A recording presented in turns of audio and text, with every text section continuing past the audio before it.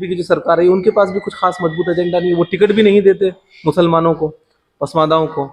ऐसा एक बड़ा आरोप उन पर लगता रहता है। तो ऐसे में एक मुस्लिम और एक हज करने के बावजूद जो है आपने ये बीजेपी ज्वाइन की, ये बड़ा अजीब। देखिए, आज से हम अपने चैनल पर एक नई शुरुआत कर रहे हैं। शुरुआत कैसी कि जिन लोगों की वजह से एक क्षेत्र का विधायक बनता है, एक प्रदेश के अंदर सरकार बनती है, उन तमाम मेहनत करने वाले लोगों को अक्सर करके सत्ता भूल जाती है या बहुत पीछे छोड़ देती है। लेकिन हम इस शो के जरिए उन लोगों की मेहनत, उन लोगों का इतिहास आप तक पहुंचाना चाहते हैं, ताकि उनकी मेहनत हमेशा जिंदा रहे और उनके इंस्पिरेशन से नए युवाओं को भी, जो आज कहीं ना कहीं राजनीति से दूर रहना चाहते हैं या राजनीति को कीचड़ समझते हैं, गंदगी समझते हैं, और अगर वो इसे कीचड़ और गंदगी समझेंगे तो शायद राजनीति के नजदीक नहीं आएंगे, जिससे देश का एक बड़ा नुकसान है। तो एक ऐसी ही इंस्पिरेशन स्टोरी की शुरुआत करने जा रहे हैं हम, और मेरे साथ मेरे सहयोगी पल्लवी शर्मा भी है। वो भी जबरदस्त जो है आप उनका प्रोग्राम देखते हैं, और हम मिलकर इस प्रोग्राम को आप तक पहुंचाने की कोशिश कर रहे हैं। शानदार सवाल जवाब होंगे। मैं उम्मीद करता हूं कि आप वीडियो के अंत तक बने रहेंगे और इन चैनल को सब्सक्राइब भी करेंगे। तो बहुत बहुत खैर मकदम है हाजी जी आपका। कैसे हैं हाजी जी? मैं ठीक हूँ। सबसे पहले बहुत बहुत शुक्रिया कि आपने जो है हमें मौका दिया इस पॉडकास्ट को करने के लिए। आपका आने का, यहाँ मेरे पास इस प्रोग्राम को करने का आपका भी मैं बहुत बहुत शुक्रिया अदा करता हूँ। ये शुरुआत कब हुई? पहली पार्टी कौन सी थी आपकी? मेरी पहली पार्टी जो थी वो कांग्रेस थी, और मैं कांग्रेस में था। सन 85 के अंदर मैं बीजेपी से जुड़ा। उससे पहले मैं कांग्रेस में ही था। मैंने नौनिहाल सिंह कांट विधानसभा क्षेत्र मुरादाबाद से उनका चुनाव लड़ाया, रामपाल सिंह का चुनाव लड़ाया पार्लियामेंट के, और उन्हें जिता के लाया। मेरी मेहनत मुरादाबाद उत्तर प्रदेश ये है मेरी। सन 81, 85, 82 ये जितने भी थे उसमें मैं बराबर चुनाव लड़ाता रहा। और जिस टाइम मैं तालीम में था, जब पढ़ता था, तभी से मेरा शौक था। तो अटल जी पहली बार अमरोहा स्टेशन के सामने मैदान में गए, वहाँ मेरी मुलाकात हुई। मैंने उनका भाषण सुना, उनसे मैं प्रभावित हुआ। अटल बिहारी वाजपेयी जी से? अटल बिहारी वाजपेयी जी से। और मैं 81 में मैं दिल्ली आ गया, और दिल्ली आने के बाद मैं भारतीय जनता पार्टी में शामिल हो गया।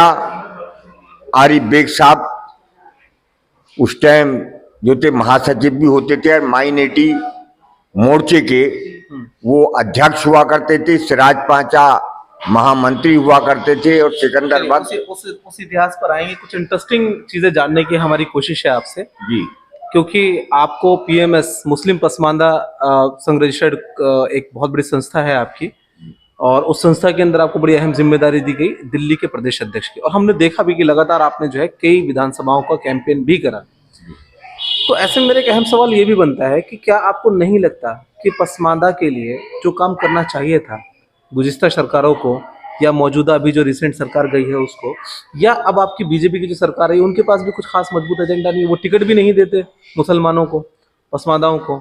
ऐसा एक बड़ा आरोप उन पर लगता रहता है। तो ऐसे में एक मुस्लिम और एक हज करने के बावजूद जो है आपने ये बीजेपी ज्वाइन की, ये बड़ा अजीब है।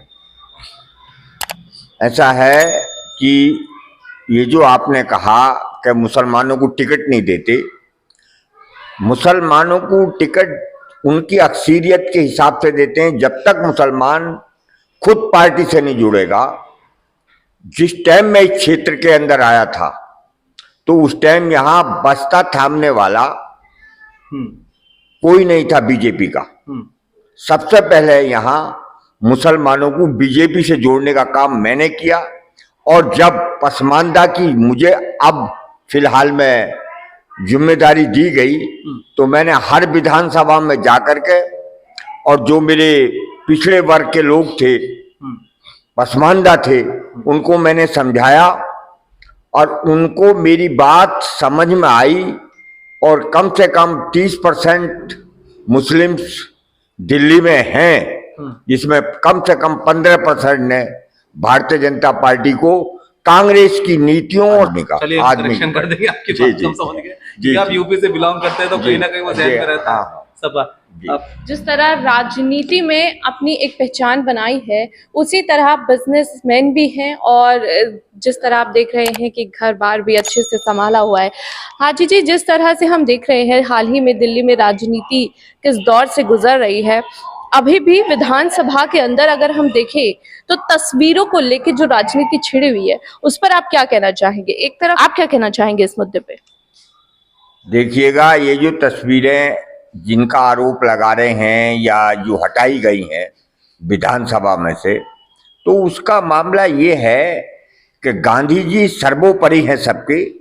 जहाँ तक काम का सवाल है, ये लोग काम पे तो उन्होंने आज तक कोई ध्यान दिया नहीं, ना तो आम आदमी पार्टी ने ना कांग्रेस ने।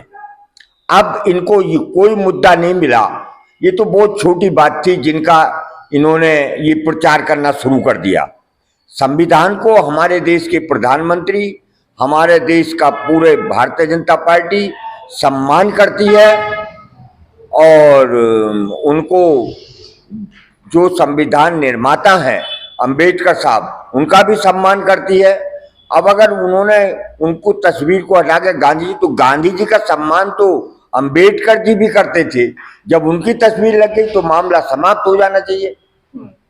तो इस तरह की तुच्छ राजनीति जो देखने को मिल रही है, क्या इससे दिल्ली सरकार में जो आने वाले काम है उस पर कोई असर पड़ने वाला है? इस पर कोई असर नहीं पड़ेगा। अब दिल्ली की जनता, जैसे कि हमारी मुख्यमंत्री जी ने अब ये कर दिया है कि सबसे पहले उन्होंने आयुष्मान का मामला पहली बैठक में ये किया कि तमाम लोगों का फ्री इलाज होगा।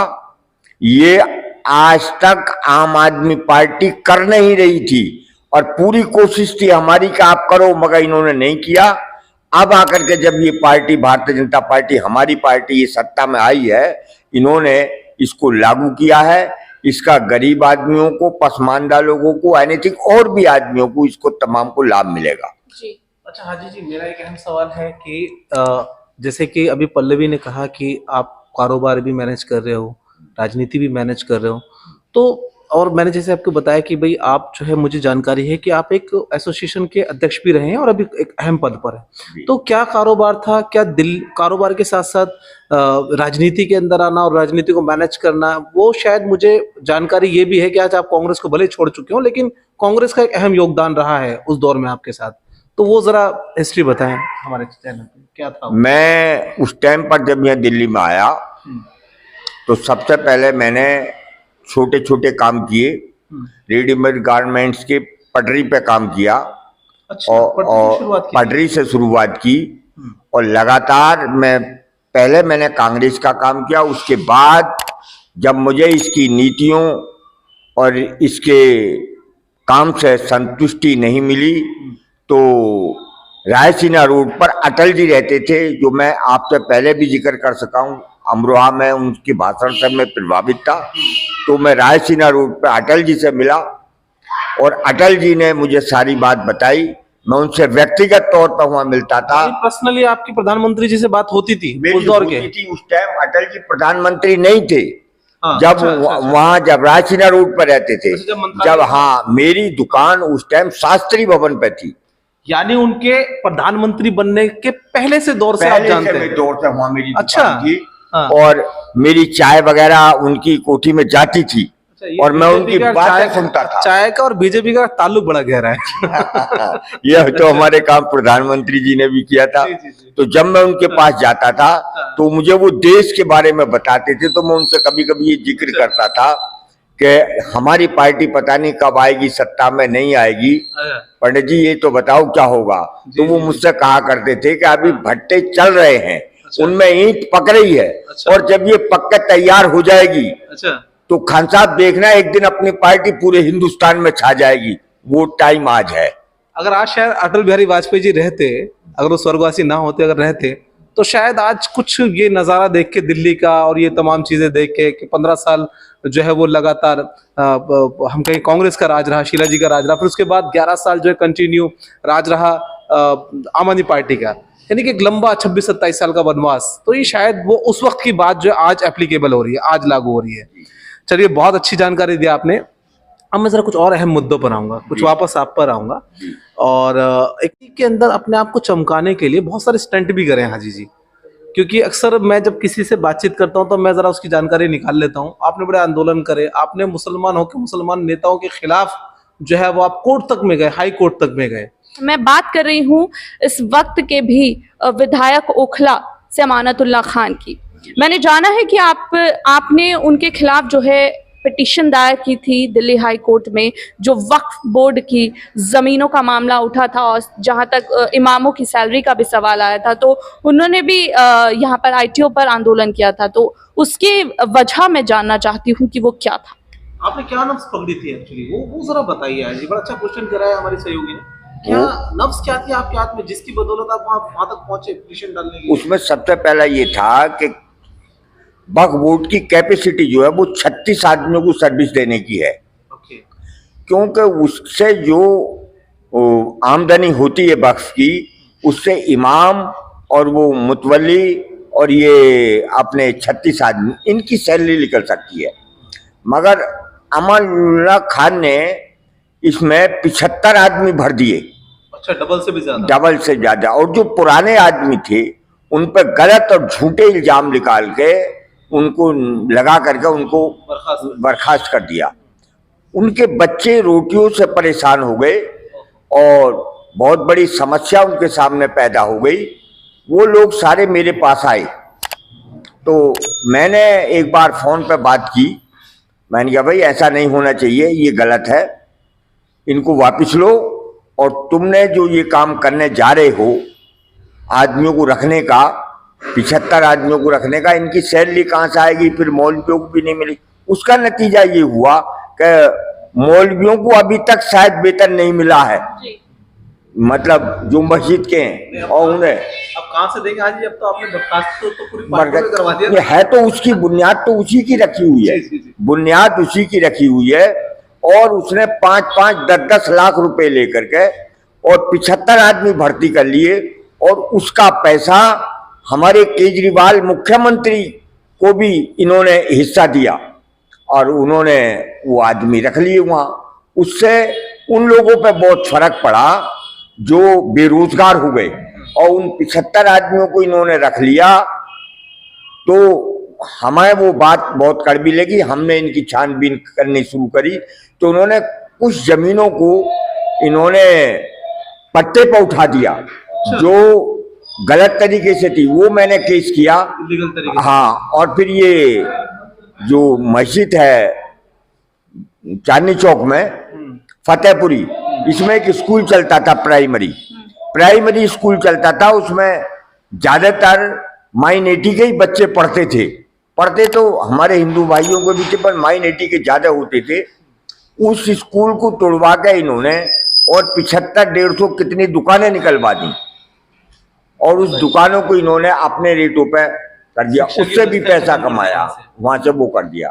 तो मैंने इनसे शिकायत हाई कोर्ट उसमें तमाम अधिकारियों की, मगर मेरी किसी ने नहीं सुनी। फिर मुझे हाई कोर्ट जाना पड़ा। हाई कोर्ट ने ये आर्डर दिया कि इनकी तुरंत जांच की जाए और इनके खिलाफ कार्रवाई की जाए।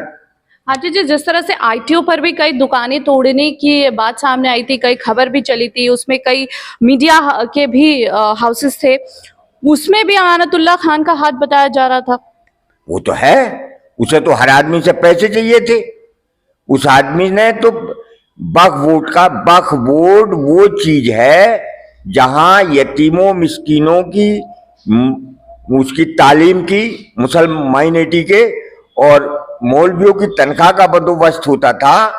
इसने ये काम कुछ भी नहीं किया। इसने तो नाजायज तरीके से लोगों को फायदा पहुंचा करके उससे पैसा लिया और बहुत आदमियों को बेरोजगार किया। तो ये क्या वही लोग हैं जो आज उनके वोटर के तौर पे नजर आते हैं और उनको बार बार वोट देते हैं? वो लोग कैसे हो जाएंगे? अब जामा मस्जिद का एरिया है या ये फतेहपुरी का एरिया है, इसमें तो कोई उसे वोट नहीं देगा।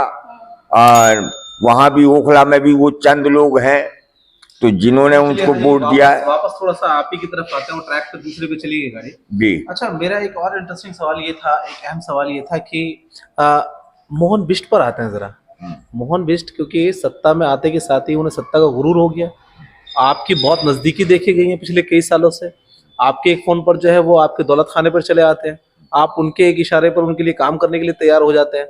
तो आप ही के मुस्तफाबाद को एक लंबे अरसे जो मुस्तफाबाद के नाम से प्रचलित था, उसका नाम संस्करण करना के शुरू कर दिया। उन्होंने कहा कि मैं इसको शिव विहार रखूंगा या शिवपुरी रखूंगा। तो क्या ये आपका जो वोटर जो आपके कहने से तैयार हुआ, ये ठगा महसूस नहीं करेगा उनकी विधानसभा में? क्या यहाँ भी उत्तर प्रदेश की तरह राजनीति होगी कि इलाहाबाद की जगह प्रयागराज? क्या कहना चाहेंगे आज जी?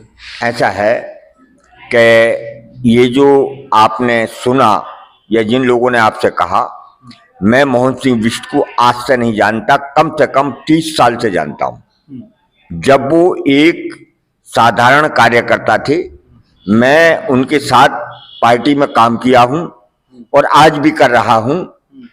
और उन्होंने इस क्षेत्र में सबसे पहले, जब यहाँ कुछ भी नहीं था, जंगल था और तमाम लोग यहाँ चोर उचक्के जेब कतरे इस इलाके में रहते थे, तब उन्होंने यहाँ बीड़ा उठाया और इस क्षेत्र का विकास किया। और जहां तक तुम मुस्ताबाद की नाम बदलने की बात कर रहे हो, तो वो तो पहले भी यहाँ से विधायक रहे हैं। अगर बदलते तो जब ही बदल देते।